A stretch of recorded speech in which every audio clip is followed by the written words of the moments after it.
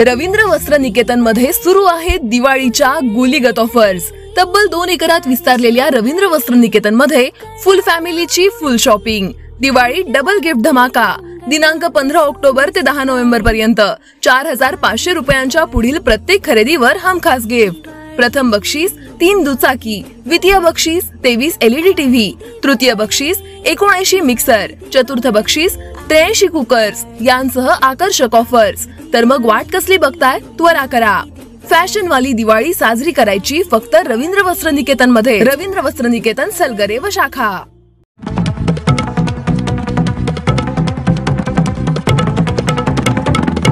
नमस्कार, मी मनोहर पवार। जत तालुका विधानसभेच्या रणधुमाळीच्या निमित्तानं आपण चर्चासत्रासाठी या ठिकाणी उपस्थित राहिलो आहेत। मी मनोहर पवार TV1 मराठीचा संपादक म्हणून गेले 5 वर्षे या ठिकाणी काम करतोय। तसेच पत्रकारितेच्या माध्यमातून गेले 30 ते 35 वर्षे या तालुक्यामध्ये संपूर्ण राजकारण आपण जवळून बघलेलं आहे। जत तालुक्याचं सामाजिक क्षेत्र असो, राजकीय क्षेत्र असो, शेतीविषयक क्षेत्र असो, तसे क्रीडा विषयक क्षेत्र असो, या संपूर्ण क्षेत्रावरती आमची कायमस्वरूपी नजर आहे। जत तालुक्यामध्ये सध्या विधानसभा निवडणुकीची रणधुमाळी सुरू झालेली आहे। त्या निमित्तानं एक वेगळ्या पद्धतीने एक चर्चासत्र सध्या तालुक्यामध्ये कशा पद्धतीचं राजकारण सुरू आहे, कुठले कुठले उमेदवार निवडणुकीच्या मैदानात आहेत, गेल्या 8 ते 15 दिवसापासून जत तालुक्यामध्ये विधानसभा निवडणुकीचा धुळा या ठिकाणी उडत आहे। त्या निमित्तानं एक पत्रकारितेच्या नजरेतून ही विधानसभा कशा पद्धतीनं इथून पुढे रन होणार आहे, एक चर्चासत्र असावं म्हणून आपण सर्वजण या ठिकाणी उपस्थित आहोत। मी स्वतः मनोहर पवार पत्रकार आहे। माझ्या समवेत बिग न्यूज मराठीचे संपादक माननीय प्रकाश करंगेकर साहेब आहेत। गेले अनेक वर्षे ते जत तालुक्याच्या पत्रकारिता क्षेत्रामध्ये आहेत। दैनिक पुढारीच्या माध्यमातून, प्रिंट मीडियाच्या माध्यमातून सुद्धा 20 ते 25 वर्ष या तालुक्यामध्ये पत्रकारितेच्या क्षेत्रामध्ये त्यांचं योगदान आहे। माझ्या समवेत प्रमोद मेटकरी सर आहेत, त्यांना सुद्धा या तालुक्याचा राजकीय अभ्यास बऱ्यापैकी आहे। त्यामुळे एकंदरीत हे चर्चासत्र पुढे घेऊन जात असताना सध्या जत तालुक्यामध्ये निवडणुकीची रणधुमाळी सुरू आहे। आजचा हा 3रा दिवस आहे। जवळजवळ पहिल्या दिवशी काही उमेदवारांनी अर्ज नेले, दुसऱ्या दिवशी जत तालुकाचे सामाजिक कार्यकर्ते माननीय विक्रमसिंह ढोणे यांनी पहिल्यांदा उमेदवारीचा अर्ज दाखल केलेला आहे। जत तालुक्याच्या विकासासाठी गेले अनेक वर्षे ते तालुक्यामध्ये काम करतायत। एक सर्वसामान्य जनतेचा एक उमेदवार म्हणून ते निवडणुकीच्या ह्याच्यामध्ये उभे आहेत। आजची जर परिस्थिती पाहिली तर आज जत तालुक्याचे आमदार विक्रमसिंह सावंत यांनी प्रचंड मोठी अशी गर्दी करत पहिल्यांदा या ठिकाणी जाहीर सभा घेतली। त्यानंतर वाजत गाजत रॅलीद्वारे येऊन त्यांनी जत येथे आपला उमेदवारी अर्ज दाखल केला। त्यांचा उमेदवारी अर्ज दाखल करण्यासाठी सांगली जिल्ह्याचे विद्यमान खासदार विशालदादा पाटील उपस्थित होते, माजी मंत्री विश्वजित कदम, त्यानंतर आथणीचे माजी उपमुख्यमंत्री लक्ष्मण सौदी, आमदार कागे यांच्यासह जत तालुक्यातील अनेक काँग्रेस पक्षाचे पदाधिकारी त्यांच्या समवेत या ठिकाणी उपस्थित होते। त्यांच्या समवेत सांगली जिल्हा बँकेचे संचालक प्रकाश जमदाडे यांनी आपल्या मोजक्या कार्यकर्त्यासह या ठिकाणी उमेदवारी अर्ज दाखल केलेला आहे। उद्या आणि परवा दिवशी आणखीन अनेक उमेदवार या ठिकाणी अर्ज दाखल करण्याची शक्यता आहे। उद्या रिपाईचे पश्चिम महाराष्ट्राचे नेते संजय कांबळे या ठिकाणी अर्ज दाखल करणार आहेत। तसेच जत येथील उद्योगपती प्राध्यापक राजेंद्र कोळेकर हे सुद्धा उमेदवार अर्ज दाखल करणार आहेत। तसेच जत विधानसभा प्रमुख माननीय तम्मनगौडा रवी पाटील हे सुद्धा उद्या अर्ज दाखल करण्याची शक्यता आहे। मात्र गेल्या 15 ते 20 दिवसामध्ये आमदार गोपीचंद पडळकर हे सध्या गावोगावी गावभेटीचा एक मोठा दौरा त्यांनी आखलेला आहे। अद्यापही अर्ज भरण्याची सध्या त्यांची काही चर्चा दिसत नाही। मात्र 2-3 दिवसात अर्ज भरण्याची शक्यता आहे। सध्या त्यांचा या ठिकाणी दौरा सुरू आहे। एकंदरीत परिस्थिती पाहता गेल्या 30 ते 35 वर्षे या जत तालुक्याचा जर इतिहास बघितला तर हा कायमस्वरूपी दुष्काळी तालुका आहे। सांगली जिल्ह्यामध्ये सर्वात मोठा तालुका असताना सुद्धा या तालुक्याचं विभाजन झालेलं नाही।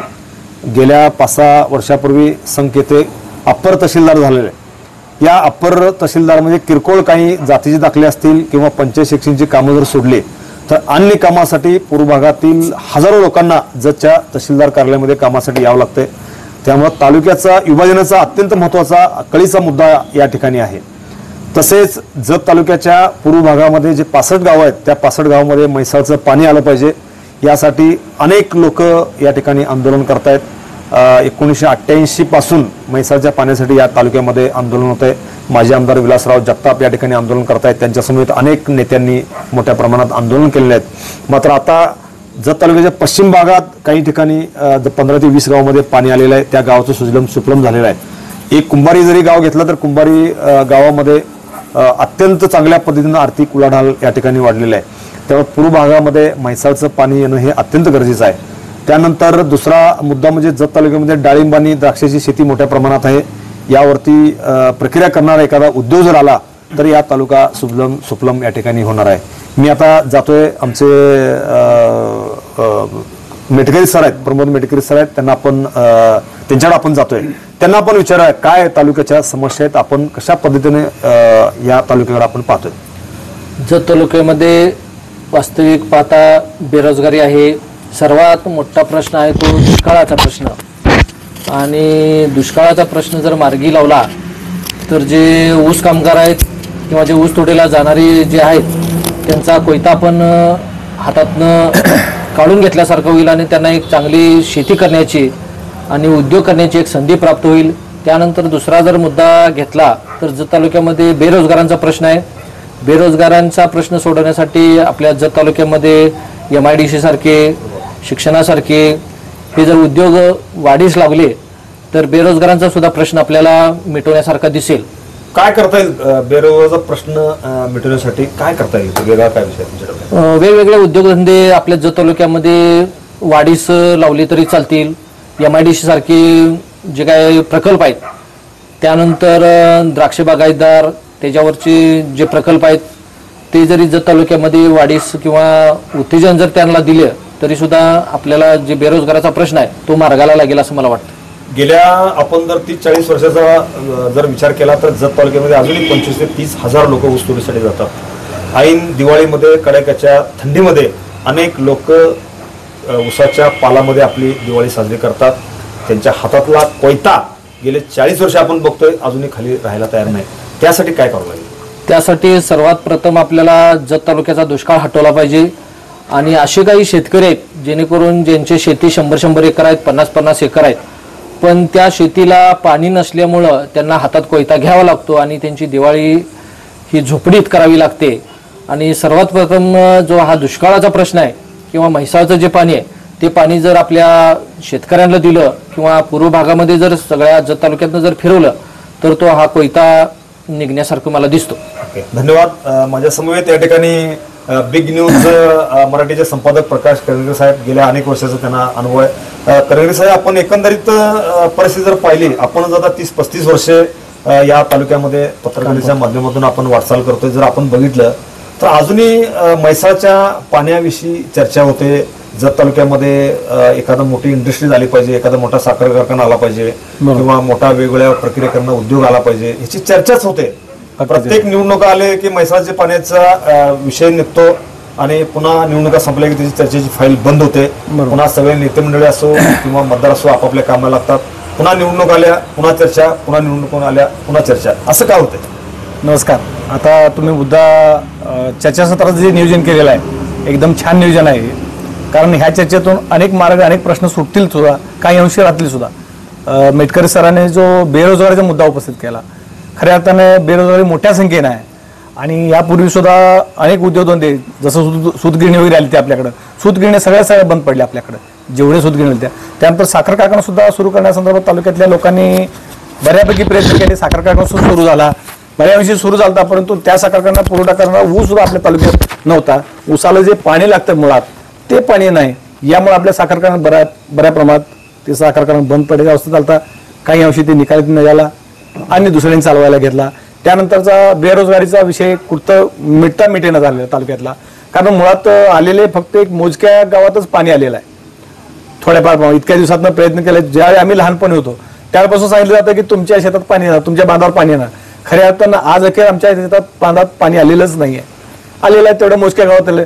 ज्या गावात पाणी आलेलं आहे त्या गावातलं उत्पन्न वाढलेलं आहे, त्या गावातले उद्योगधंदे वाढलेले आहेत, त्या गावातल्या रोजगारांना किंवा कामगारांना काम मिळत आहे सध्या चांगल्या प्रमाणे ज्या गावात पाणी आलंय. खऱ्या अर्थानं जे पूर्व भागातले जे 60-65 गाव आहेत, खऱ्या अर्थानं तिथं पाणी येणं गरजेचं आहे.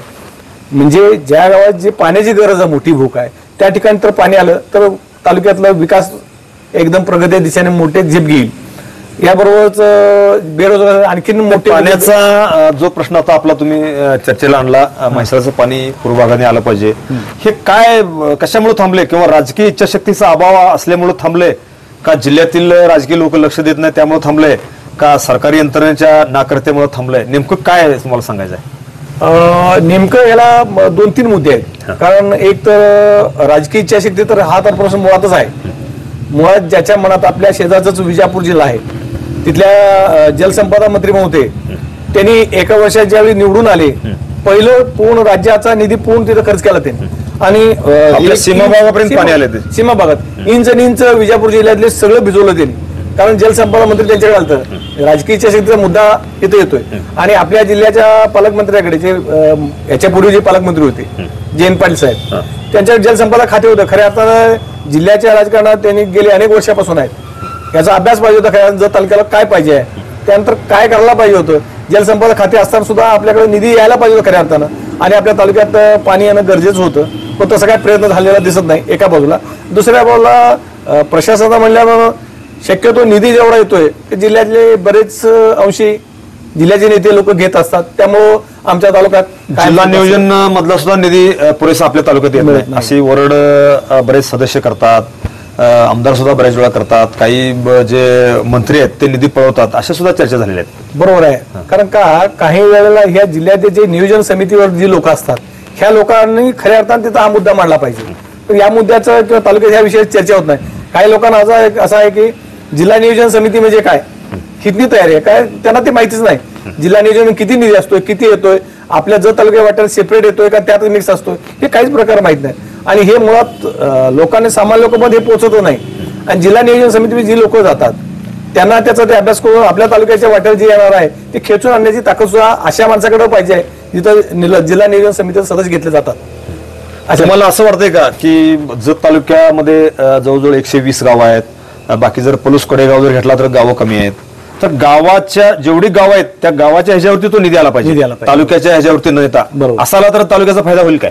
तालुक्याचा फायदा होईल ह्यासाठी आता ह्यापूर्वी जसं आता तुम्ही म्हणला पलूस किंवा कडेगाव छोटी गाव आहेत, 20 ते 20 गावाचं त्यांनी तालुका करून घेतला. आता आपल्या तालुक्यात 120 गाव आहेत. वाड्यावरचा भाग वेळ आणखी 120 गावात खऱ्या अर्थानं आपल्या 3 तालुके व्हायला पाहिजेत. मध्यंतरी त्रिभाजन व्हायला पाहिजे. मध्यंतरी उमदी, माडगाव आणि संघ. पहिल्यांदा उमदी माडगावचा मुद्दा होता, परत संघचा मुद्दा रेटला आणि पुढे गेला. त्यावेळी ते करून घेतला. किंवा आता सध्या सुद्धा अप्पर तहसील म्हणून काढला, अजून सुद्धा परमिशन नाही आहे त्यांना, अप्पर तहसीलदार म्हणून. तसं सुद्धा आता 2 दिवस उमदीसाठी सुद्धा प्रशासनाने नियोजन केलेलं आहे की 2 दिवस उमदीला सुद्धा द्यावं. अजून सुद्धा माडगावचे काही लोकांनी हायकोर्टात सध्या याचिका दाखल चालू आहे, सध्या केस चालू आहे. अजूनही निकाल लागायची काही शक्यता नाही. कारण वरचेवर सत्ता बदल होते, परत ती लोक परत बदलतात, त्यामुळे ते असंच रेटायचं काम चालू आहे. जर तालुक्याचा जर विकासच करायला आला असेल तर तालुक्याचे विभाजन करून तालुक्याच्या वाटणीला जेवढा निधी जास्त खेचून आणता येईल तेवढा निधी जर बाकीच्या तालुक्याप्रमाणे जर आला असता तर प्रत्येक तालुक्यात 20 गावं जर तालुके झाले असते तर आपले 3-4 तालुके झाले असते, तर विकास 100% झाला असता. गेले 30-35 वर्ष आपण हा मुद्दा ऐकतोय. लोकसभेची निवडणूक असेल किंवा विधानसभेची निवडणूक असेल, प्रत्येक निवडणुकीत तालुक्याच्या विभाजनाचा मुद्दा येतोय, चर्चा होते, परत फाईल बंद होते. असं का होतंय? जेवढ्या लोकप्रतिनिधी ज्यावेळी निवडून येताना जेवढे आश्वासन देतात त्या आश्वासनांच्या पूर्तीकडे लक्ष देतच नाहीत. काय निवडणूक आली की फक्त तेवढ्या घोषणा करायच्या, निवडणूक पाऊस पडतोय घोषणांचा, परत त्याकडे पूर्णपणे दुर्लक्ष केलं जातं. हे केवळ राजकीय मंडळींची दुर्लक्षता हे प्रकृतीने जाणवते. कारण या पाठपुरावा करून त्यात का उणिवा कशासाठी राहिल्या, का झाला नाही तालुका आमचा, हे बोलण्याची ताकद तिथपर्यंत पाहिजे, तर ते प्रश्न काय तर सुटतील. प्रत्येक निवडणुकीला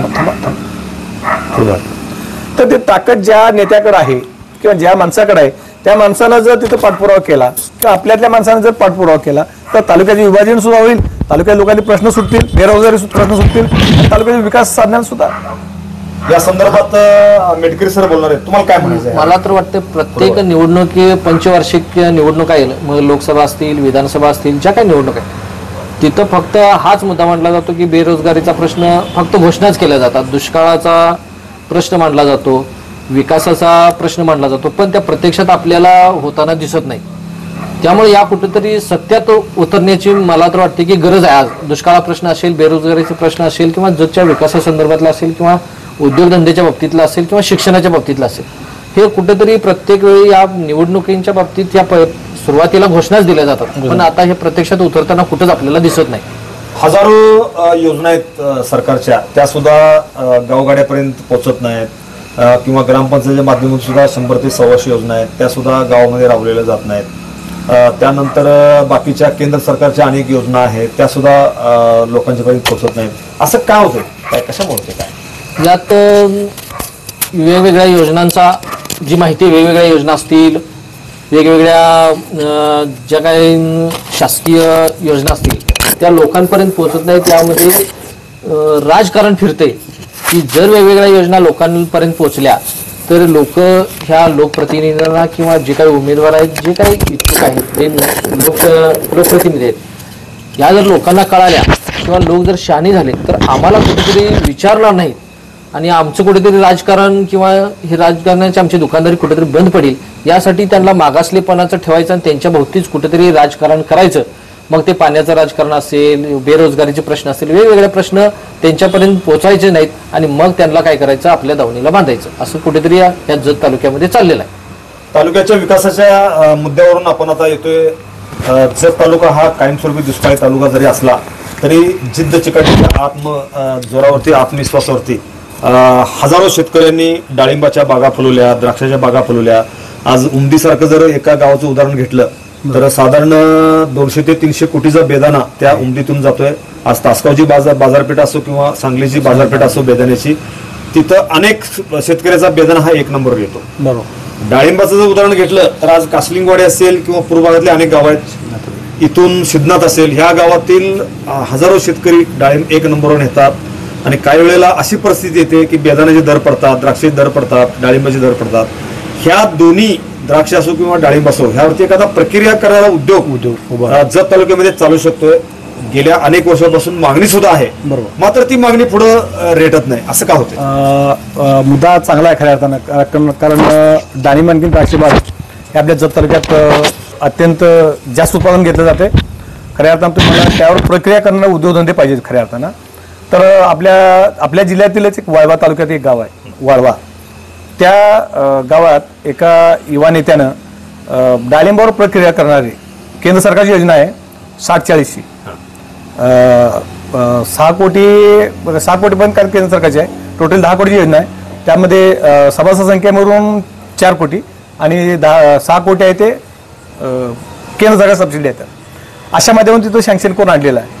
पण तिथं त्या ताकदीनं केंद्र सरकारपर्यंत जाऊन ते मंजूर करणारा माणूस पाहिजे आपल्याकडं, त्या ताकदीनं तिथं. तर असे काय तर उद्योगधंदे आपल्याकडे पासून ज्यूस बनवणार फॅक्टरी, आणि ते फॅक्टरी जे ज्यूस बनवतात ते एक्सपोर्ट होतात बाहेरच्या देशाला जात असल्यामुळं त्याची किमती आपल्या शेतकऱ्यांना त्याचे पैसे मिळतात. डाळिंबाला दर सुद्धा चांगला दर मिळतो. एकदम जरी हलका क्वालिटीच्या ज्यूस जरी त्या ह्याच्यानं बनवलं आणि त्याचे हाय रेट्स एवढे मिळतात चांगल्या प्रकारचे, आणि ते पैसे 4 पैसे आपल्या शेतकऱ्यांना मिळतील.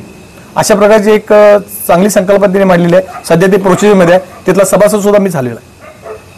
मग तशी एखादी फॅक्टरी जर जत तालुक्यासारख्या दुष्काळी पट्ट्यात झाली तर डाळिंब बागायतना तो निश्चितपणे त्याचा फायदा होणार. 100% छानच आहे ते उलट. पण त्या दृष्टीने आपल्यातनं प्रयत्न करणारे दिसत नाही, होताना दिसत नाही. राजकीय इच्छाशक्ती कमी आहे आणि राजकीय मंडळ ज्यांच्याकडे जे करण्याचं अपेक्षा करतो आपण, ती लोक ते करत नाहीत. त्याचबरोबर ते जरी झालं, डाळिंबाला दर वेळेवर मिळत नाही, कधीतरी मिळतात. त्यानंतर द्राक्षाची अवस्था तशीच आहे, बेदाण्याची अवस्था तशी आहे. हे जरी झालं असेल तर ह्याबरोबर जे आता जर बघितलं तर आपण अनेक औषधही मारतो, औषध महागडं झालेलं आहे, त्यामुळे शेतकऱ्यांना ते परवडत नाही.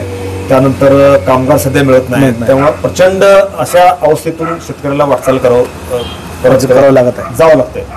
अशा एकंदरीत पार्श्वभूमीवरती ही विधानसभा निवडणूक आता सध्या सुरू झालेली आहे. एकंदरीत आपण जर बघितलं तर जत तालुक्याच्या वेगवेगळ्या विषयावरती आपण येणाऱ्या 15 ते 20 दिवस आपण चर्चा करणारच आहे. काही मोजक्या मुद्द्यावरती आपण आता इथे चर्चा करतोय. बरोबर. सध्या जर बघितलं तर आता 2-3 दिवस झालं अर्ज भरण्याची प्रक्रिया सुरू झालेली आहे. बरोबर. जवळजवळ जर बघितलं तर 6 महिन्यापासून आपण चर्चा करत आलो की 1.5 डझन उमेदवार इच्छुक होते. त्यातले काही आता कमी होत साधारण 8-9 पर्यंत आलेले आहेत संख्या कमी होते. आणि करत जर बघितलं तर काही 7 ते 8 अपक्ष उमेदवार राहतील, पक्षाचे काही उमेदवार राहतील. बरोबर. सध्या जर बघितलं तर काँग्रेस पक्षाने या ठिकाणी जोरदार आघाडी घेतलेली आहे. आज विक्रमसिंह सावंत या ठिकाणी अतिशय जोरदार शक्ती प्रदर्शन करून आज उमेदवारी अर्ज दाखल केलेला आहे. अपक्ष उमेदवार विक्रमसिंह ढोणे यांनी अर्ज दाखल केलेला आहे. सध्या इथं पेच निर्माण झालेला आहे भाजपला जवळजवळ 5 ते 6 जण इच्छुक आहेत. आपण बघतोय गेले 2-3 वर्ष भाजपचे 4 कार्यालय होते. तर वेगवेगळ्या कार्यालयातून वेगवेगळ्या मिटिंग व्हायच्या, बैठका व्हायच्या. मध्यंतरी एका बैठकीमध्ये जोरदार पाचापाची पण झाल्याचं समजतंय. धक्काबुक्की झाली, पाचापाची झाली. तर ते जरी झालं तर सुद्धा एकंदरीत जर परिस्थिती पाहता तर उमेदवारी द्यायला अजून पहिल्या टप्प्यात उमेदवारी जाहीर झालीच नाही. दुसरा टप्पा आता येणाऱ्या 1-2 दिवसात जाहीर होण्याची शक्यता आहे. बरेच जण इच्छुक आहेत. जत तालुक्याचे माजी आमदार ज्यांनी 30 ते 40 वर्षे जत तालुक्याच्या राजकीय पटलावरती एक वजीर म्हणून काम केलेले आहे, विलासराव जगताप यांनी सर्व उमेदवारांना घेऊन सांगली येथे जोरदार एक पत्रकार परिषद घेतली आणि बाहेरच्या उमेदवाराला त्यांनी कडाडून विरोध केलेला आहे. बरोबर, तुम्ही मला द्या किंवा आमच्या भूमिपुत्रांना द्या, कुणाला द्या, आम्ही त्याचा प्रचार करू, अन्यथा बाहेरचा उमेदवार पाडू, असा इशारा त्यांनी दिलेला आहे. त्यामुळं या संभ्रमात भाजपचे जे वरिष्ठ मुंबईचे नेते आहेत ते सुद्धा थांबलेले आहेत. त्यामुळे उमेदवारी जाहीर व्हायला तयार नाही. असं असताना सुद्धा आमदार गोपीचंद पडळकर मात्र बैठकांचा धडाका लावलेला आहे. कालच त्यांची बिळूर परिसरामध्ये अनेक गावागाड्यापर्यंत बैठक झाल्या, जेव्हा धडाका लावला. त्यामुळं ही उमेदवारी म्हणजे काय नेमकं संभ्रम काय वाटतं त्याविषयी? आता जसं तुम्ही सांगितलं, माजी आमदार विलासराव जगताप यांनी सांगलीमध्ये जाऊन पत्रकार परिषद घेऊन सांगितलं, जाहीर केलं की पक्षाला इशारा झाला दिली की बाबा आमच्या इथं भूमिपुत्रांना संधी द्या.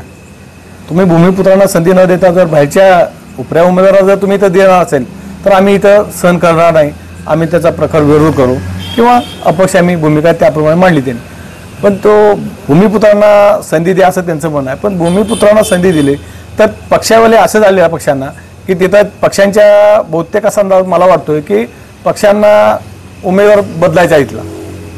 त्यांच्या मनात जो उमेदवार ठरले, अजून काय ठरले किंवा नाही अजूनही काय त्यांचं अस्पष्टता आहे, समजत नाही नेमकं कोणाला उमेदवार द्यावे.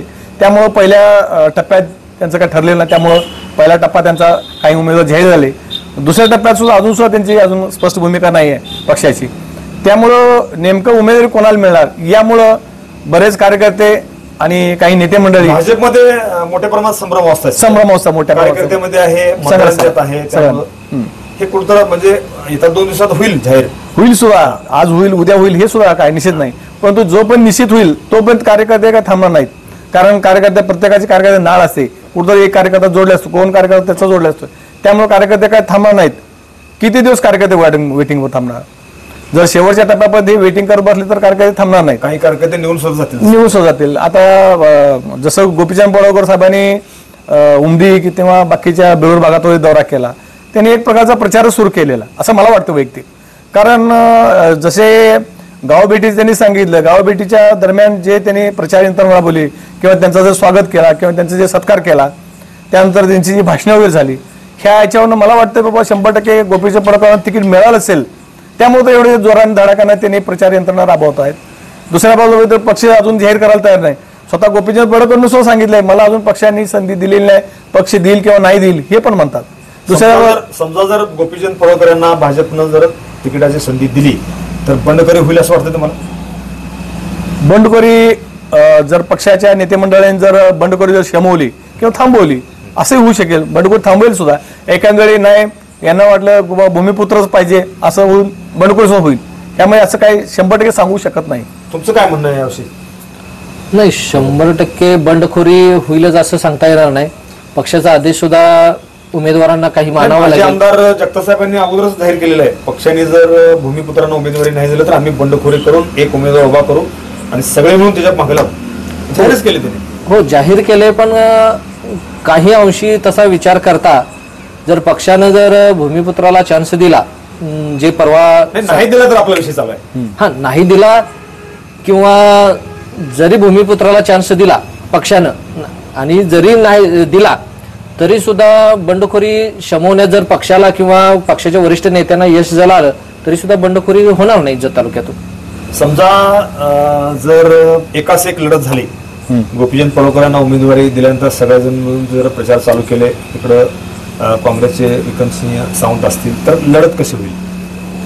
जर एकाच एक उमेदवारी जर झाली, उदाहरणार्थ गोपीचंद पडळकर आणि आमदार विक्रम सावंत, 2 आमदारांच्या मध्ये जर लढत झाली तर तुल्यबळ लढत होईल.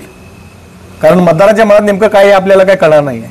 आपण सगळा अंदाज टोटली आपण सगळा अंदाज बांधायचा आहे. समजा जर गोपीचंद पडळकरांना उमेदवारी मिळाली आणि बंडखोरी झाली, भूमिपुत्रापैकी सगळ्यांनी मिळून जर एकत्र एक उमेदवार उभा केला असं तिरंगी लढत झाली तर काय होईल? तिरंगी लढत झाली तर याचा फायदा माझ्या मतानुसार काँग्रेसला होईल. कारण का बीजेपीमध्ये याची फूट होणार आहे. ज्या मतामध्ये डिवायडेशन होणार आहे त्या मतामध्ये फक्त बीजेपीमध्ये फूट होणार आहे. कारण काँग्रेसची जी मत आहेत ते कुठं इकडे तिकडे गेलेली नाहीत. काँग्रेसचा गटा बंद केलेला आहे. त्यानंतर बीजेपीमध्ये फूट झाली तर फायदा काँग्रेसलाच होईल असं मला वाटतं, वैयक्तिक माझं मत आहे. तर ते कसं निकष काढतील किंवा कशा पद्धतीनं बीजेपीचं होईल ते आपण बघूया येत्या काळात कसं. येणाऱ्या 2-3 दिवसात आपल्याला समजेल. 29 तारखेला अर्ज भरायची शेवटची मुदत आहे. 30 तारखेला छाननी आहे. एकंदरीत भाजपची उमेदवारी कोणाला मिळणार हे 29 तारखेपर्यंत आपल्याला या ठिकाणी समजणार आहे. आजच्या या चर्चासत्रासाठी ज्येष्ठ पत्रकार माननीय प्रकाश कर्णिक साहेब, मेडकेल सर या ठिकाणी उपस्थित राहिले. आपण येणाऱ्या 15 ते 20 दिवसामध्ये जत तालुक्यामध्ये ज्या वेगवेगळ्या राजकारणामध्ये घडामोडी घडतील त्या घडामोडीचा इतिवृत्तांत आपण चर्चासत्रातून एक वेगळी चर्चासत्र आपण या ठिकाणी गेल्या 30 वर्षानंतर आपण या ठिकाणी सुरू करतोय. एकंदरीत आमच्या तालुक्यातल्या जे लोकांना नेमकं तालुक्यामध्ये काय चाललेलं आहे, तालुक्याचे कुठले कुठले विकासाचे प्रश्न आहेत, एकंदरीत राजकारण कशा पद्धतीनं या ठिकाणी थांबलेलं आहे. आपण उद्याच्या चर्चासत्रामध्ये जत तालुक्यामध्ये किती आमदार होऊन गेले, कुठल्या कुठल्या आमदारांनी कुठले कुठले विकास कामं राबवले ते आपण या चर्चासत्रामध्ये घेणार आहे. तालुक्याचं एकंदरीत खरीपाचं क्षेत्र किती आहे, रब्बीचं क्षेत्र किती आहे, डाळिंबाच्या बागा किती आहेत, द्राक्षाच्या बागा किती आहेत, जत तालुक्यामध्ये जे बेरोजगारीचा प्रश्न काय आहे, किती बेरोजगारी आहेत, त्यानंतर जत तालुक्यामध्ये शेळ्या मेंढ्या किती आहेत, त्यानंतर जनावरं किती आहेत, हे संपूर्ण आपण हा इतिवृत्तांत आपण घेणार आहे. जत तालुक्यामध्ये साखर कारखान्याची का गरज आहे, इंडस्ट्रीची का गरज आहे, याचा संपूर्ण इतिवृत्तांत आपण उद्याच्या भागामध्ये घेणार आहेत. आज आपण या ठिकाणी आला आमच्या चर्चासत्रामध्ये सामील झाल्याबद्दल मी या ठिकाणी तुमचं सर्वांचं या ठिकाणी जाहीर आभार व्यक्त करतो. धन्यवाद. नमस्कार. Press the bell icon on the YouTube and never miss another update.